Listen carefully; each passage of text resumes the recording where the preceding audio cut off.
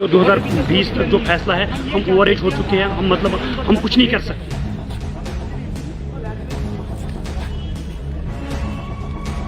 लगे हुए हैं, सिलेक्टीज है, तो उन्होंने पेपर खरीदा था पहले ही। उसके बाद जो वेटिंग लिस्ट में आते हैं उनमें से भी लगभग ऑलमोस्ट 600 ने पेपर खरीदा था। किसी ने 10 क्वेश्चन खरीदे थे, किसी ने 20 क्वेश्चन खरीदे थे। तो अभी डिपार्टमेंट हमें ड्रॉप आउट का नाम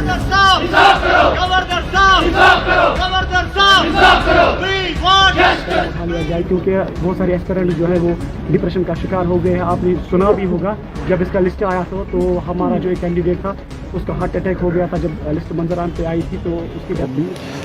अभी हम मौजूद है श्रीनगर की पेस कॉलोनी में और यहाँ पे आए रोज़ एहतजाज होते जा रहे हैं। लेकिन नाज़रीन, ये जो आज एहतजाज हुआ है ये फायर एंड एमरजेंसी के वो एस्पिरेंट्स है जिन थे जो सिलेक्ट नहीं हो पाए थे कुछ कारण की वजह से।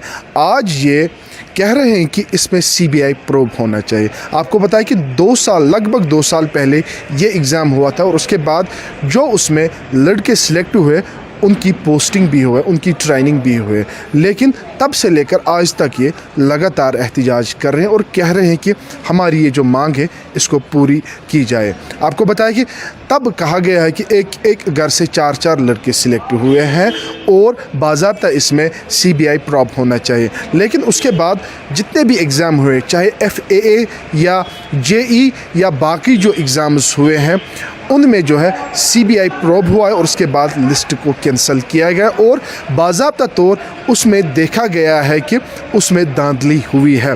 पेपर भी लीक हुए हैं और लगभग CBI ने 33 जगहों पे रेड भी मारी है, जिसमें एक ये जो SSB के एक टॉप ऑफिशियल को भी रेड पड़ी है, जिसमें अभी तक लगभग 3-4 एम्प्लॉयज़ के करीब जो SSB के एम्प्लॉयज़ उनको सस्पेंड भी किया गया है। और बाज़ाब्ता तौर जहाँ पे ये पेपर्स छपते थे वहाँ से ही पेपर लीक हुए और बाज़ाब्ता तौर उनसे 20-20 लाख रुपए लिए जाते थे उन बच्चों से और उसके बाद उनको इलीगल तरीके से पेपर भी दिया जाता था।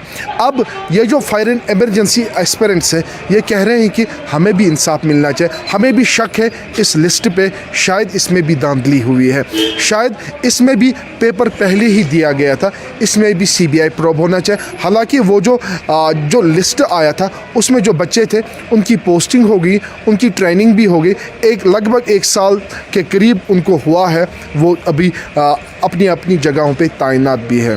क्या कुछ बाकी इनकी मांग है, इनसे जानने की कोशिश करेंगे।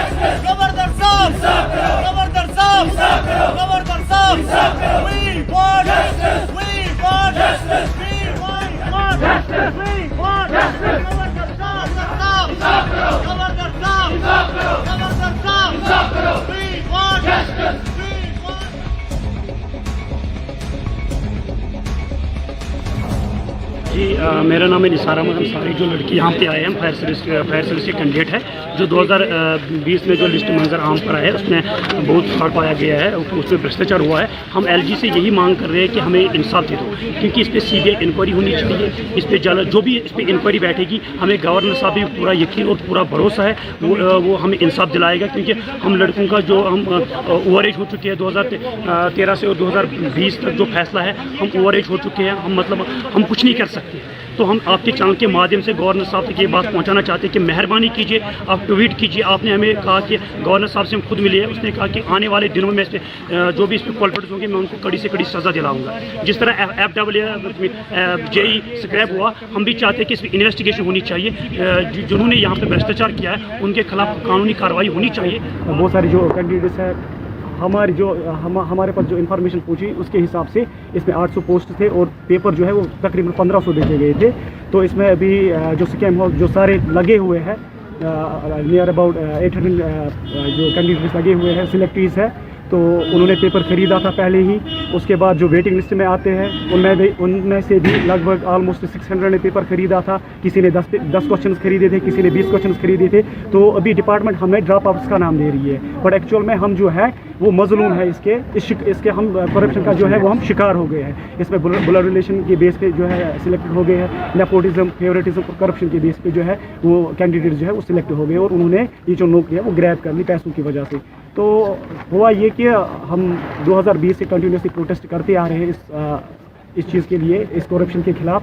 तो गवर्नर साहब से हमने बहुत बार मिलने की कोशिश की, तो एट द एंड हमें अपॉइंटमेंट मिल गया गवर्नर साहब के पास। तो गवर्नर साहब ने हमें आश्वासन दिया था कि इसमें जो है जो भी इसमें कल्प्रिट्स इन्वॉल्व होंगे उनको कड़ी से कड़ी सज़ा दी जाएगी, तो करप्शन को जो है जड़ से बाहर निकाला जाएगा। तो कुछ टाइम बीतने के बाद गवर्नर साहब ने भी थोड़ा टाइम लिया, तो उसके बाद हम शुक्रगुजार हैं कि उन्होंने कुछ कमेटी बिठा दी थी, कोई कमेटी बिठा दी थी। तो अभी कमेटी ने अपना जो है वो रिपोर्ट भी बना ली होगी, ठीक है। उन्होंने अपने स्टेटमेंट्स भी लिए होंगे जिनसे लेने होते होंगे उनको।